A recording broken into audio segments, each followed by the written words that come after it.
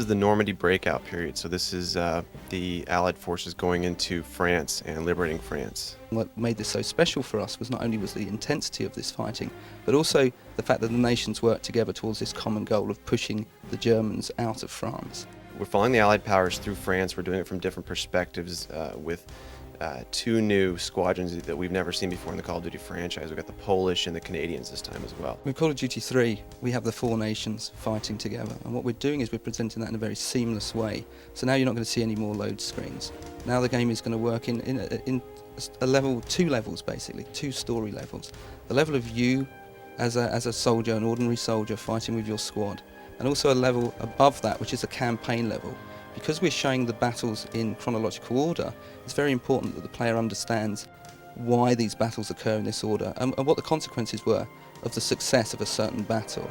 So we're telling them that during those times when normally they'd be maybe watching a load bar, now they're going to be seeing that continual sort of cinematic experience.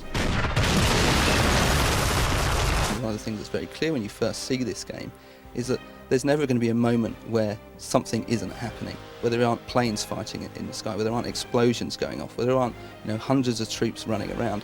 So it's really about the volume. This is one of the key things, volume and then detail. And we're using some great technology that's allowing to add a detail which we've never been able to do before.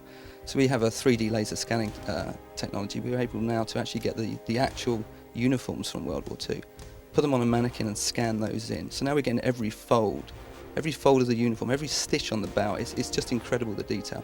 And we're also using that as well for the weapons and even the vehicles. We're scanning in models of the vehicles to just ensure they're absolutely authentic. It's all about the immersive environments. You have trees that blow in the wind, you have the grass that tramples underneath your feet. If you throw a grenade in the grass, it leaves scorch marks and you actually see the grass kind of flow outside of it. Smoke is affected by wind, it's affected by the environment around it. You have destructible environments, which is really exciting. You can go duck for cover behind a wall. A German could throw a grenade and the rocks will fly everywhere. You have to move to another cover point. So there's some very exciting technological advancements like that that make the game just feel more immersive. What we want to do was really suck the player much closer than they've ever been and hold them there. One of the ways we're doing that is what we're calling with battle actions, and these are enhanced interactions with the world and also with your enemy. So you're not just going to be necessarily holding a gun pointing at your enemy. You're potentially going to get really put into a situation when suddenly you don't have a gun anymore. You've walked into a room and that gun's been smashed out of your hands. All of a sudden you're face to face now with your opponent and he's screaming at you. You can see him snarling, you can see that anger in his eyes, and he wants to just mash you. And you're going to have to struggle to fight back. You're going to grab hold of that gun and you're going to pound away at your controller until you manage to get the upper hand and finish him off.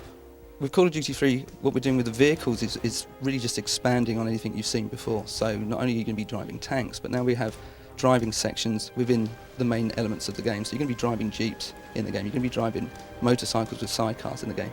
Not just in the single player, but also in the multiplayer. So now you're going to have multi-occupancy vehicles where you and your mates are going to be able to jump into a tank, jump onto a jeep and jump into a motorcycle and sidecar. So you're able to turn even something like a motorcycle and sidecar into something that's going to be able to knock out a tank. If your guy's got a Panzerfaust grenade launcher, he's going to be able to go along and just take out a tank. It's really cool. With Call of Duty 3, obviously authenticity is very important to us, and we carry that right through to all the weapons. So every weapon that you'll see that your squads will have will be correct for that squad and for that nation.